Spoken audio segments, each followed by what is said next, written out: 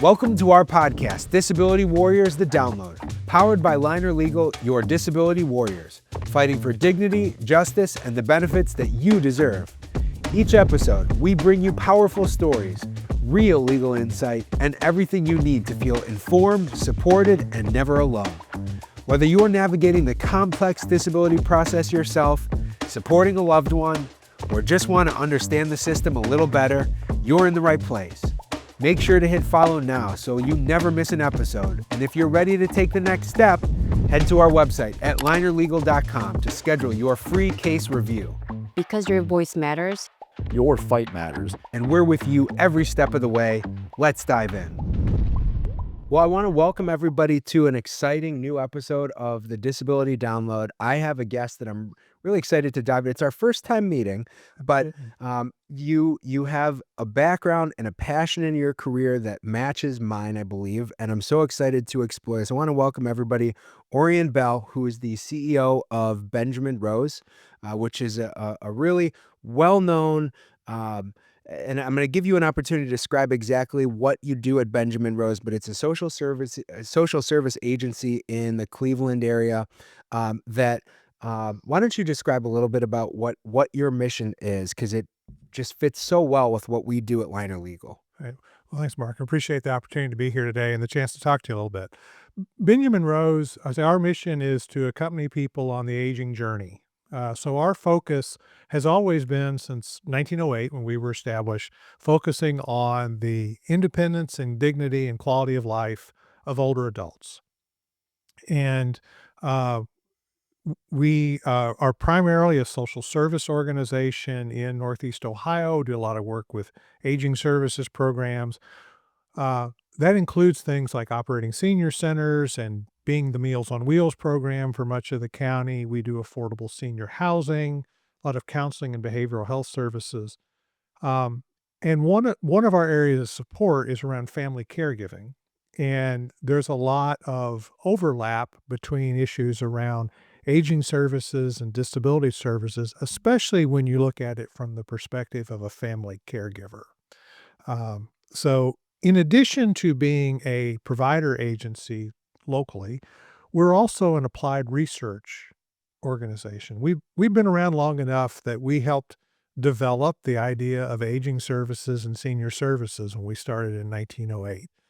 And so we do a lot of work in applied research around the issues of family caregiving, dementia supports, supports for people with cognitive impairments, as a part of our applied research at Benjamin Rose too. So a lot of ways that we're involved in providing supports for older adults and their family caregivers. The first thing that stands out to me when you tell a little bit of the history of Benjamin Rose, it's amazing that the organization has been around since 1908, because when I think about how now, and correct me if I'm wrong, but like the focus of the organization, it's on assisting people who are 55 and above. Is that kind of where your services tend to start? So most of the time it's a population of 50 and older. As in our mission, we say the aging journey. We don't identify a specific age because all of us are aging, but old is relative. Oliver Wendell Holmes had a quote, says that old is 50. Oh, you're going real old school now, quoting Oliver Wendell Holmes. Bring it, man. Old is 15 years older than I am now. Yeah. So I think it's a relative thing. And there's a lot of differences in life expectancy and health span and those kind of things. So there are some of our program funders that have an age limit. Some things that are 60 and older or 55 and older. You qualify for Medicare at 65 and older, but the age is not the driver of the conversation for us as we think about the needs of the population that we work with. But generally speaking, 50 and older for most of those client services. A family caregiver can be any age because anyone can be in that role with a loved one. So tell me about that. For those who don't know, what is a family caregiver? What is the role that they serve? So when we talk about a family caregiver at Benjamin Rose, and we know that family means a lot of different things to different people, what we mean is the uncompensated family member or friend who provides support for a person that enables them to live in the community. So that might be the parents of an adult child with a disability. It might be the spouse of a person living with dementia. Um, One of my favorite examples of that was we had a client in our aging services program in her 90s. Her next door neighbor's daughter was her family caregiver. She was her power of attorney. She was her supporter because these two lifelong friends had known each other for years. And she said, "I want you to look after my mother." And she did. And this was a 40-year relationship between these people that were neighbors. So, you know, family is all of that, but we mean the uncompensated person who's doing that as distinct from the nurse or the care attendant or the PCA that might be involved with the person in providing their care. That's important too, but when we talk about a caregiver, we mean the uncompensated ones. It's interesting because I get a lot of questions from clients of mine who, um, you know, uh, we were just talking about this. I think it's called the sandwich generation. Okay, we are just talking about this in the office the other day, and there's a lot of people right now in our country who are caring for their own kids, but they're also starting to care for parents. Right. And oftentimes they, I don't know if it's stress or health issues. A lot of times when you're dealing with your parents and you're dealing with your own children, you're neglecting yourself. So I imagine that's something that you guys are working on with that population. There's a lot of the responsibilities that fall on a family caregiver can have significant health impacts on those people. You know about the sandwich generation of having, maybe you still have young kids at home and you're also helping your mother or your grandmother,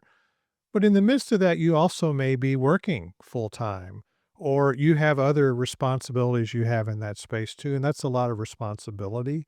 And so we see some of the impact on that is that, caregivers are more likely to have other kinds of stress related health issues like hypertension or other factors that may be attributed to the fact that they have those responsibilities as a caregiver on top of everything else they're dealing with.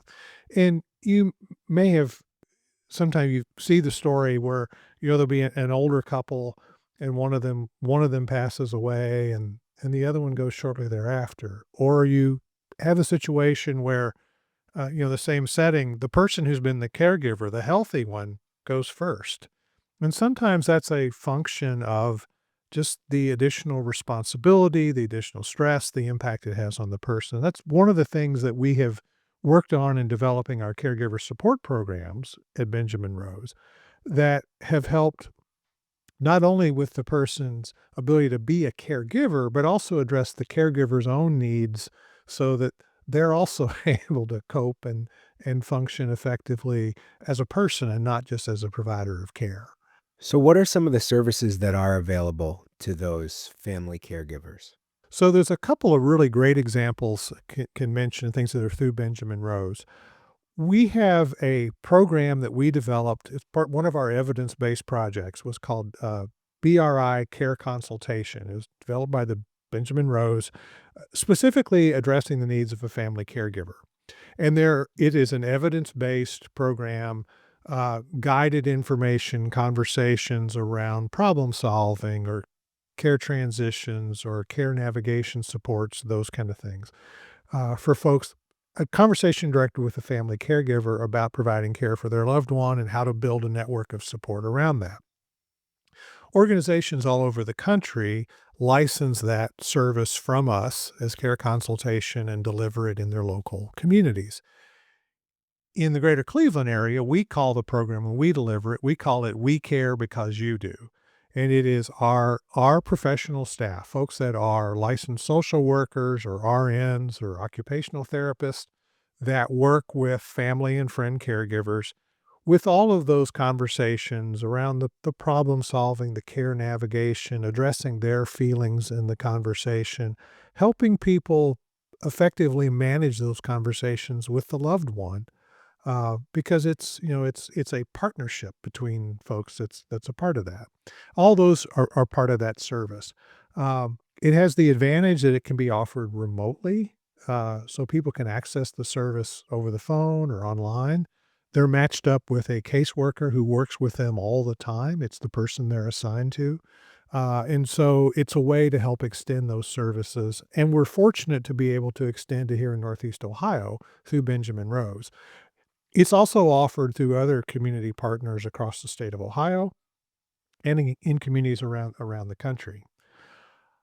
Related to that program, there's another one that's really important, especially if you have people in the podcast that are listening outside of the greater Cleveland area, is that many of these services are also available across the country. Say, our program is licensed in other places, but there are a variety of evidence-based family caregiver support programs that exist. And so we partner with the National Family Caregiver Alliance on a project called Best Programs for Caregiving.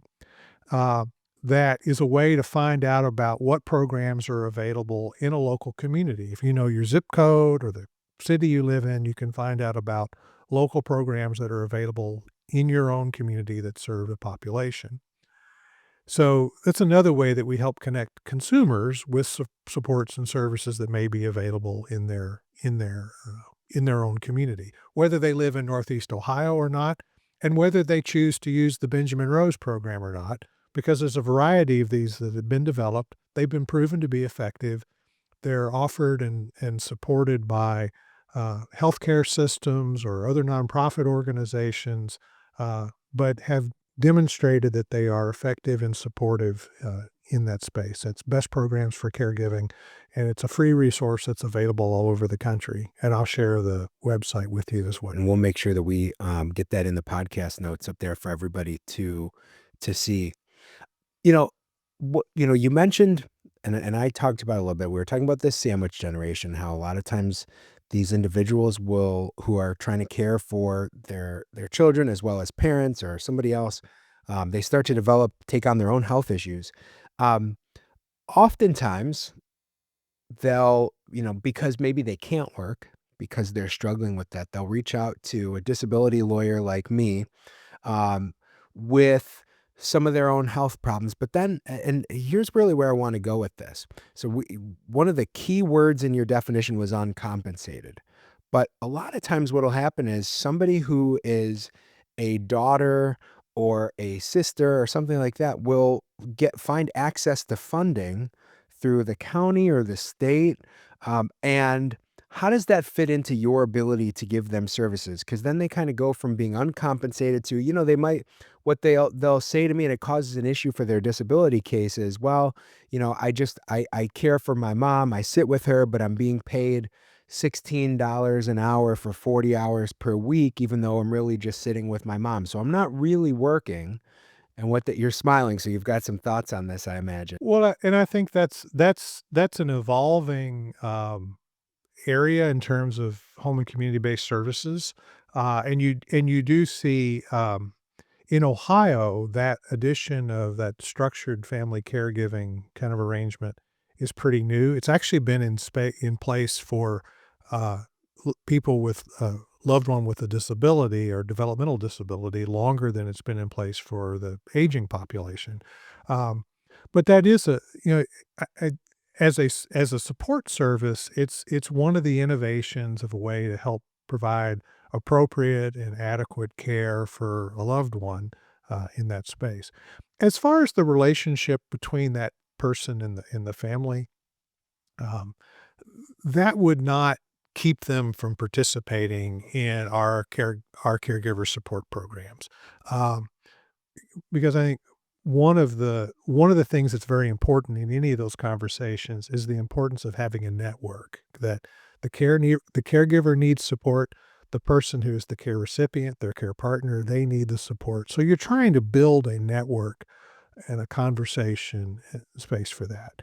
And so that sort of arrangement with structured family caregiving or those kind of programs, the person's still in a caregiving role. And they probably didn't come to that from the role of being a medical professional. Maybe they did, but a lot of times they've stepped into that role because they learned how they care for this person. It's a bond that existed before the diagnosis or the condition came into play. So that wouldn't keep them from being part of the conversation. Now, we've kind of delved really deeply into this, the family caregiver, but that's not even like the largest service that Benjamin Rose offers. That's just one of many. What are like the bigger services when people think Benjamin Rose?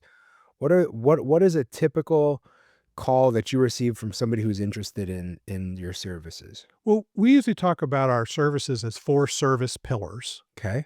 And the first of those is the home and community-based services. The family caregiving is a part of that.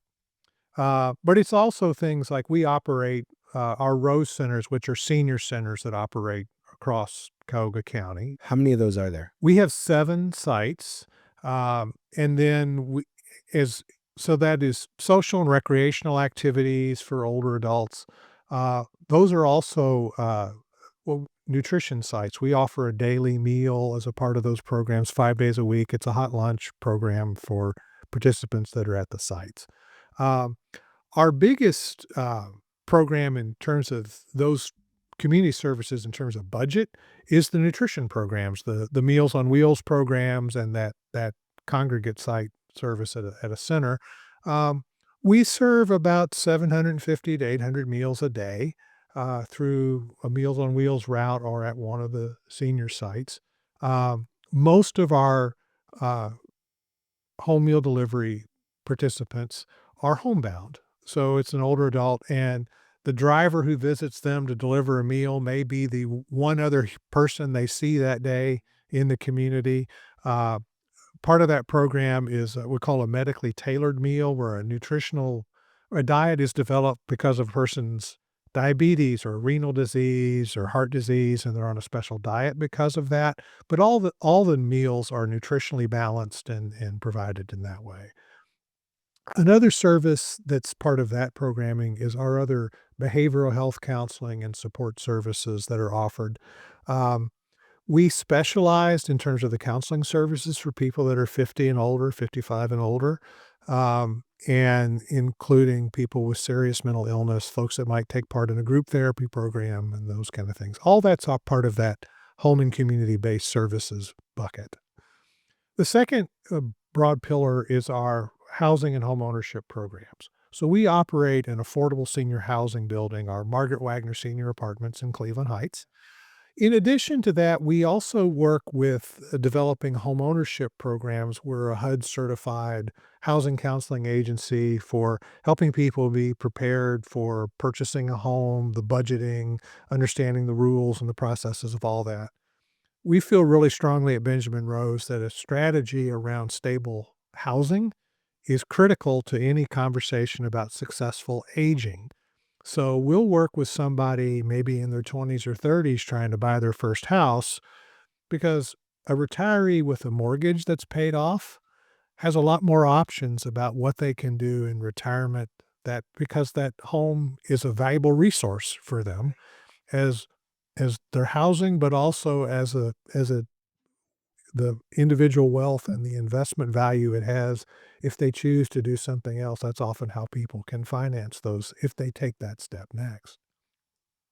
Third pillar is around financial wellness. We do a lot of financial counseling and financial information, financial literacy, computer literacy programs, those kind of things. Uh, Mostly focused on an older adult population, but not exclusively. Uh, we learned during the foreclosure crisis back in the 2008 that the median age of a person in foreclosure in the greater Cleveland area was 62. So um, it is an aging person's issue.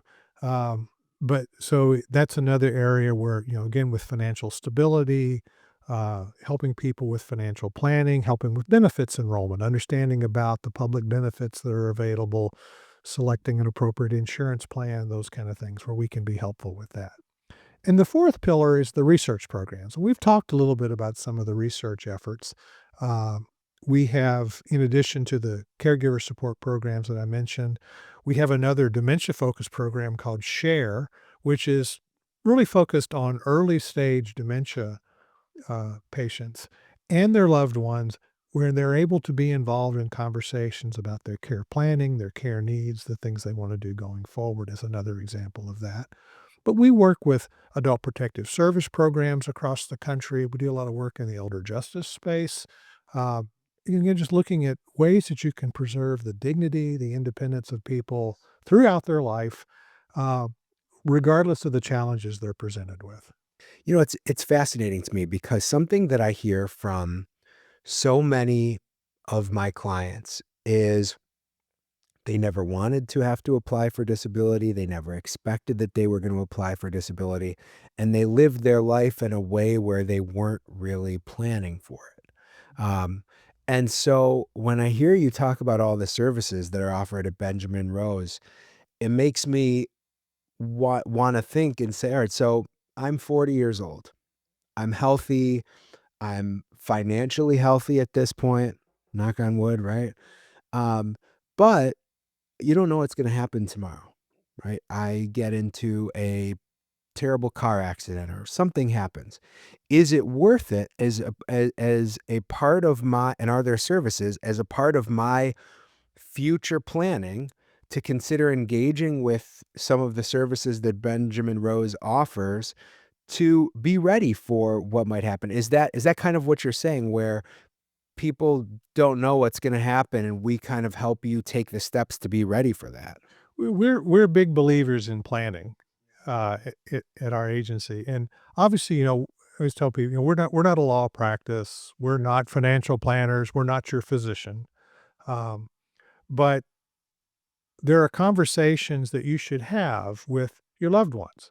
You should have, regardless of your age or your health, you should have the conversation about, uh, end of life care and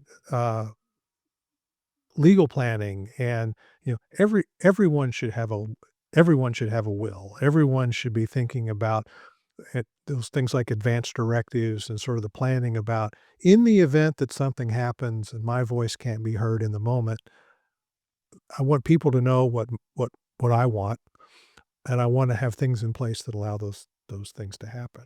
Um, so yeah, we would refer folks to professionals in those spaces as well. And I would say too, a lot of times as we talk to uh, people in those professions, sometimes we'll say, you know what, we can be a good connection for those professional services as well as someone to refer to for those other questions that are outside your professional scope.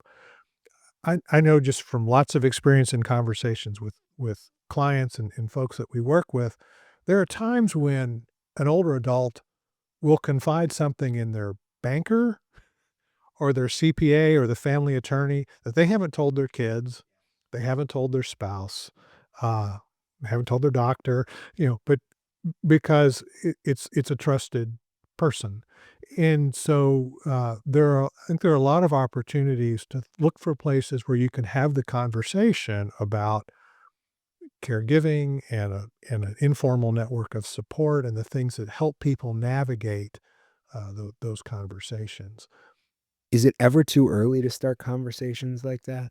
I don't think it is. I think just in my own personal experience, you know, when my first child was born, that's when we put a will together. You're ahead of me. And I told you before we began the podcast, I have a brother with cerebral palsy and significant levels of physical and developmental disability, and kind of so because of that, grew up in a setting around conversations about, as he turned 18 and, wasn't under parental authority anymore, and he had the conversations about guardianship and powers of attorney and those kind of things with him. So I I learned some of that earlier than some people just from my own life experience, but I think it's always important to be thinking about, planning for what's next. Not from a doomsday scenario, but just it's a way to have some conversation and some control and some awareness about what's important to you, what you value, where you'd like to be, uh, and that requires a conversation in being able to do that. So I think that's always good advice. Yeah. I just think that that's such a great tip that we can share because there's, many people who may be tuning in and listening to us who are in a circumstance where it's too late and or maybe they are, you know, a family caregiver or something. But there's a lot of people that are just listening because they happen upon this, and if we can give a tip for everybody, it really is the warning. It's very rare that I get a call from a new client who says, "I've been waiting to call you."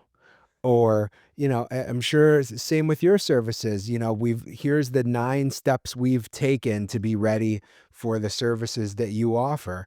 They come to you and they come to me and they're scared and they're confused and they don't, you know, these programs that you help people access or offer yourself, you know, benefit programs that I work with every day, it's a maze.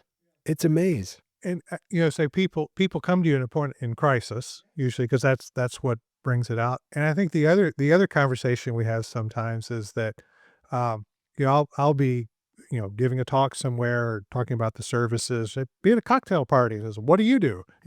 And inevitably, there'll be somebody that'll respond to that with, "I wish I had known about your program when," and that's when you hear about their mother or their aunt or their loved one.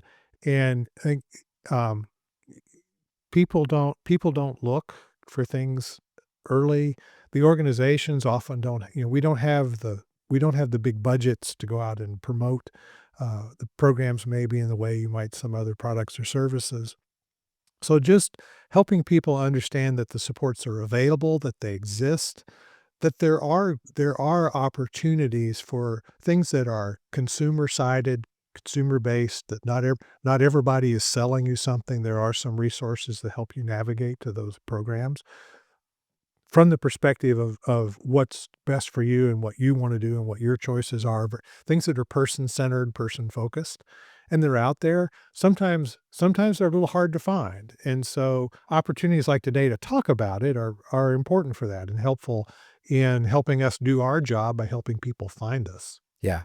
The education piece is huge just because you're right. I think there's a lot of natural tendency for people to think that if somebody's offering to help them, there must be something that they're looking for in exchange. But I imagine that, you know, most of the funding which allows you to provide this program, it's grant funded. It comes from government assistance. So we have a variety of funding sources at Benjamin Rose. We were established by Benjamin Rose, who left his fortune to start the institute.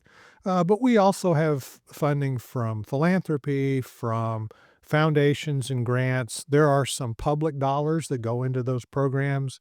Um, Organizations like the Western Reserve Area Agency on Aging or the Adams Board or, those are sources of some of the public dollars that come into those kind of programs. So there's a variety of funding sources, and, and a lot of them are not income based. Some of them are. Some of the things like some of the Medicaid services and some of that require a person to have a certain be low income to qualify for some of the programs.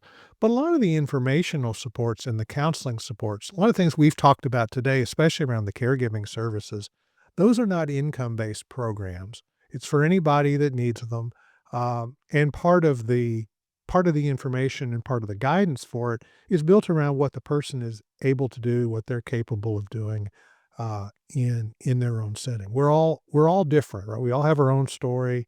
We have similar challenges, and it is a maze to navigate, as you said, uh, but there are options for people to help them navigate through that, learn from the experience of others, share information, and all of that is helpful in helping people navigate those conversations around aging and disability and caregiving. One thing I thought we might talk about a little bit was just sort of the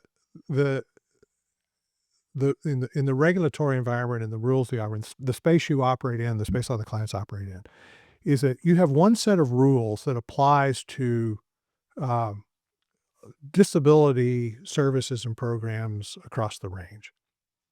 And sometimes there's some tension between the needs of a person in their 80s with a cognitive impairment and a Alzheimer's diagnosis, um, has a different set of needs and a different life course than the rising young adult with uh, with Down syndrome in their early 20s.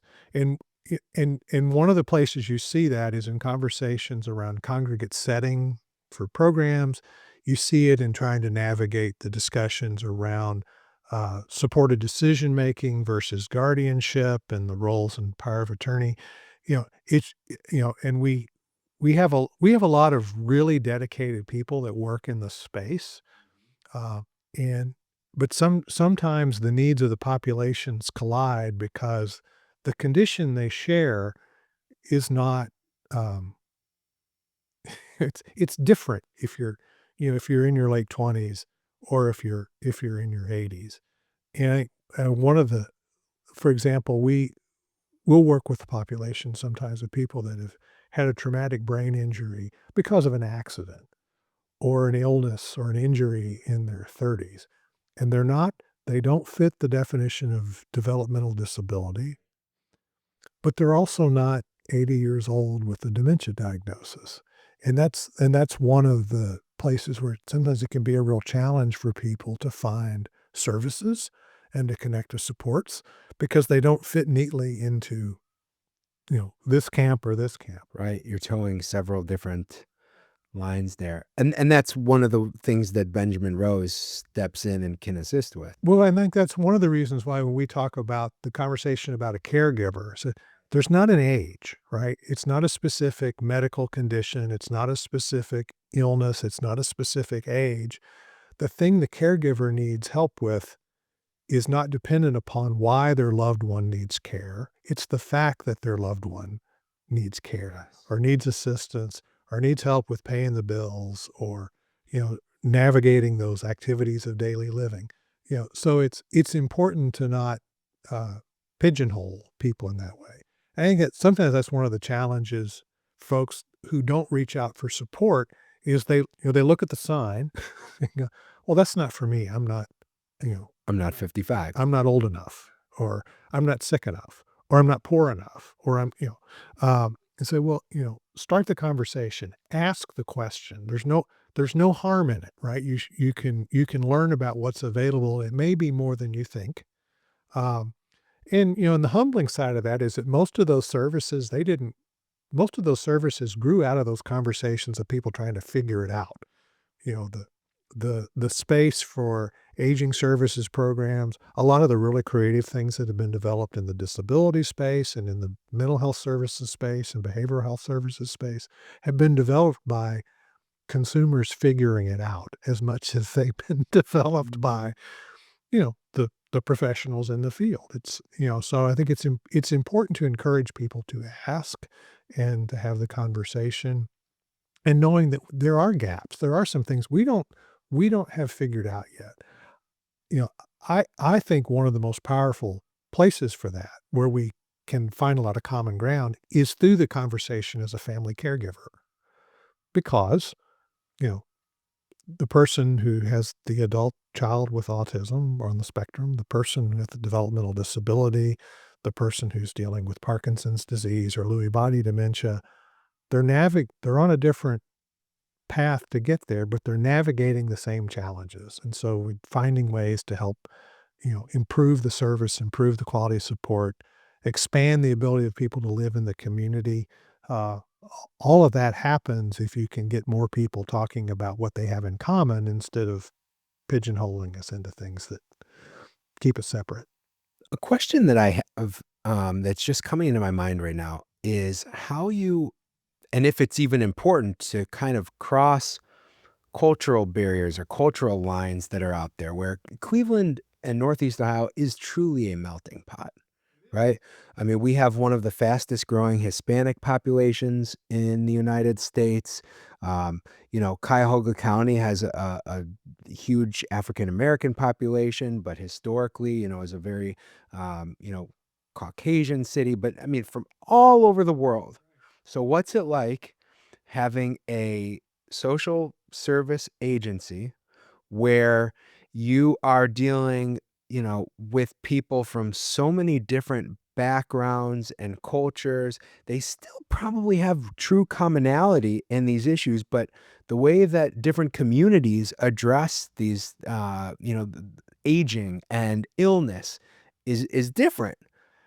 It does vary, and you get different expectations from families sometimes about who provides care and what the setting is and has that. And um, and all those factors play into the conversation. I think the other thing that happens in a place like Cleveland too is you also have there's a lot of mobility in that the family, grandma may be here, but the family's someplace else. Right. And that also becomes a factor in those conversations in terms of when folks are spread in great distance from each other. Um, I mean, we see we see that with our population. I think for us, one of the things that we strive to do is to make sure that uh, we try to be present in as many of those communities as we can be, uh, and encourage people to participate and be involved. And sometimes if there's a language barrier, sometimes if there's a culture barrier, uh, you have to work through that. And sometimes you just have to be aware that you have to be that it's there. And yeah, I don't know that as well as maybe I should. And so a lot of that learning comes from the folks you're working with. Uh, but there have been really effective programs around caregiving that have been developed specifically for folks maybe in a Native American population. Yeah, where not only the cultural setting might be a little different than yours or mine, but the acronyms of all the federal agencies are different too if it's a Native American program. Or you have programs that have been developed for folks maybe where English is not the primary language spoken at home, or people first generation. Uh, Stories that some of our family caregiver counseling staff will talk about for the person that as their cognitive impairment progresses, they may lose their English, but they still remember the Romanian or the Czech or whatever it was that they learned as a kid, and because that memory is deeper. So just having an appreciation and a sensitivity to it, and understanding that that's part of the environment that you live in. Uh, and it doesn't mean you have an answer for all of those, but you have to be open to the notion. Yeah, that's part of the conversation for people, and finding solutions and helping navigate that. And we don't always have the answer, but we can help guide the conversation sometimes with the family. It says, well, how can we do that? How can we address that for that person? And how what's the best way for somebody to get in touch with Benjamin Rose? If I'm hearing this and I'm thinking, boy, it would be really helpful if I have questions about being a caregiver. I always tell people that one of the best ways to find information about us is through our website, which is at www.benrose.org. A lot of information there about all the Is programs. that what his friends called him? Benny? He was Benjamin He was Benjamin. to everybody. Okay. I think even Mrs. Rose called him Back in 1908, I imagine Benjamin was more fitting. but it's at benrose.org, and a lot of information about programs and services. It's a place if you want to sign up for classes that we do, or learn what's on the menu at the senior centers that day. All that kind of information is on the website. There's also a section about our applied research. So maybe for example, if you're someone who's a loved one who has dementia and you want to learn a little bit more about the disease, or about the services or research in that space, or where you can be involved, we have a whole section on our website of publishing of our evidence-based work, the projects we've done, the research scientists that have been a part of it, because the point of it is it's applied research. It's to promote best practices and put the information in the hands of the people that can use it. The other way to do this, and especially for the folks that don't want to go traipsing through the internet, is you can call our direct number, which is 216-791-8000, and the receptionist can direct you to the intake staff who can answer those questions, point you to any of those programs over the phone, as opposed to having those things online. So we try to make those things available in that way. And just a variety of ways for people to connect. But the phone and the internet are the easiest ones for most people. Got it. Well, and as always, one of the things that we love to do on the Disability Download is to let people know about these resources, make sure that they're aware that whether you're in Northeast Ohio or you're in Southern California, there are services that are available. There's networks that you can tap into to get the help that you need. And you just got to raise your hand. So this is a perfect example. I'm so glad that you came and spent some time with me today. And I really hope that this reaches the people who need it, because the help that you're offering changes lives for those who are going through the health circumstance themselves, but also those who they surround themselves with. And that's what we love doing, not only here on the podcast, but also, in my professional practice, Liner Legal. So Well, thanks so much. I appreciate the opportunity to visit with you today, and especially the value of the work you do in the community and helping connect people with resources. thank you. Thanks for tuning in to Disability Warriors, the Download. If today's episode inspired you, educated you, or gave you hope, don't forget to subscribe, leave a review, and share it with someone who needs it. Need help with your disability claim? Visit linerlegal.com today to schedule your free consultation. Stay connected with us on social media for more stories, insights, and victories from the disability community. Until next time, stay strong, stay empowered, and remember, you are not in this alone. Because your voice matters. Your fight matters. And we're with you every step of the way.